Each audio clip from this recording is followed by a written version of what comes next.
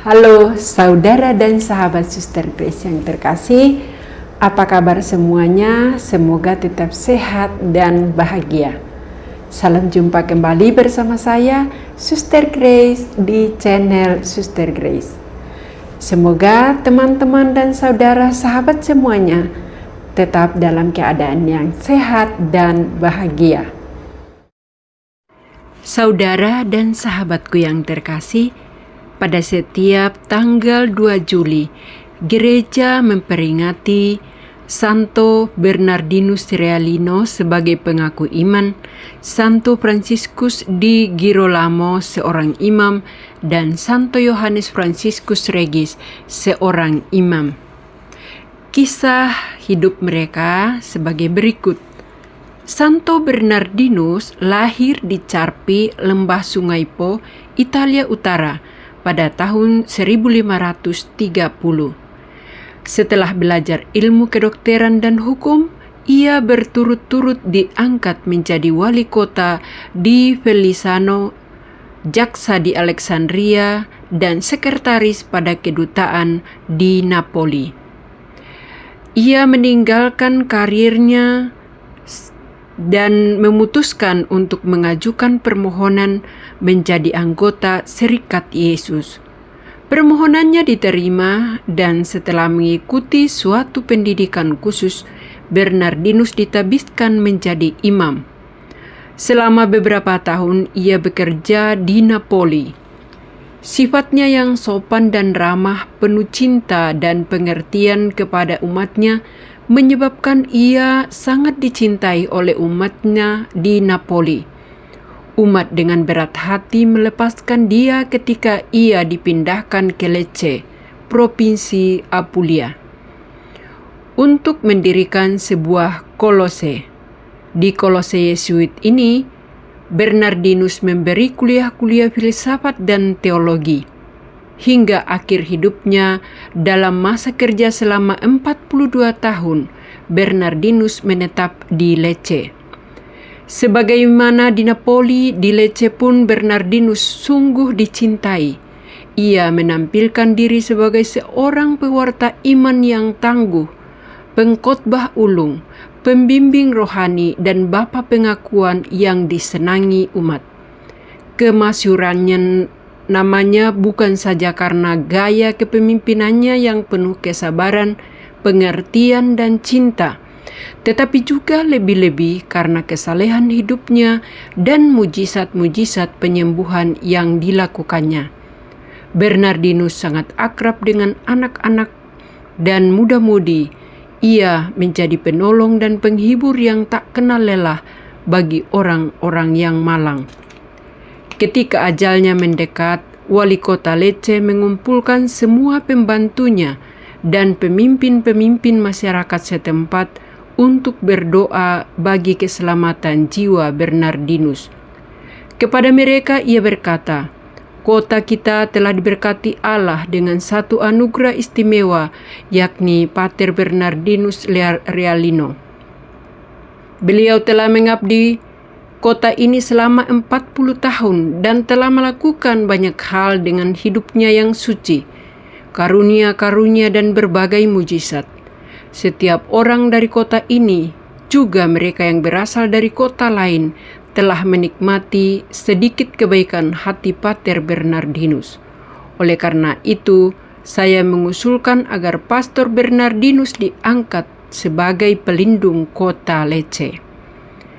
Ketika tiba saat terakhir hidupnya, Bernardinus berkata kepada para pemimpin masyarakat, "Dari surga, di kediamanku yang abadi, aku akan selalu melindungi kota Lecce dan seluruh umat."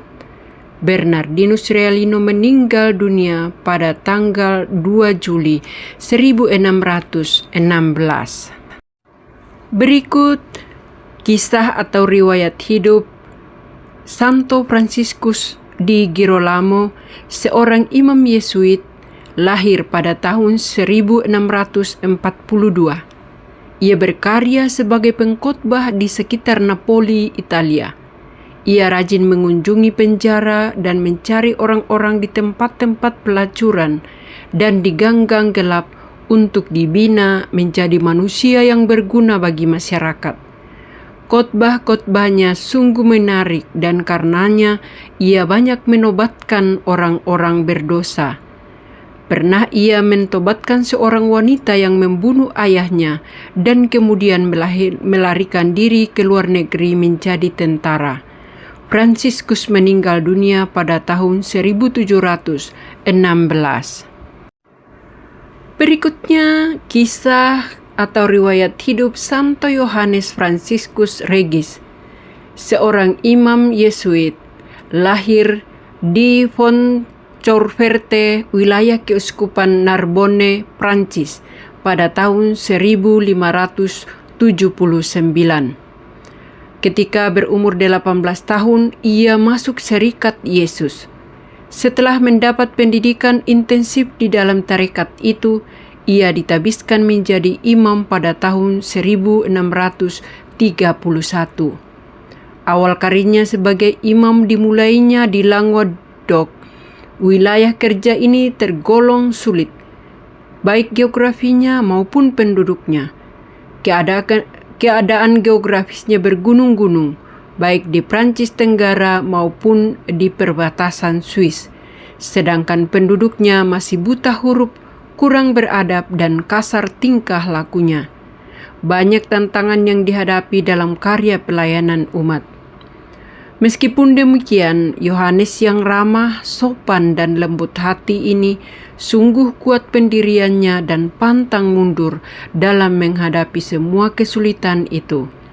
Ia dengan penuh semangat naik turun gunung untuk mengajar agama dan melayani sakramen-sakramen demi membawa kembali mereka kepada Kristus.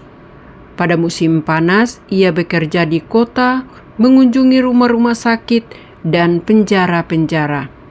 Di sana ia mengajar, berkhotbah, dan mendengarkan pengakuan. Ia membantu siapa saja yang datang kepadanya meminta bantuan. Yohanes bekerja keras selama 5 tahun di 2 wilayah itu untuk membawa kembali umat kepada penghayatan iman yang benar. Ia berhasil mentobatkan sejumlah besar penganut agama Protestan. 4 tahun terakhir hidupnya, Yohanes tinggal di Velay.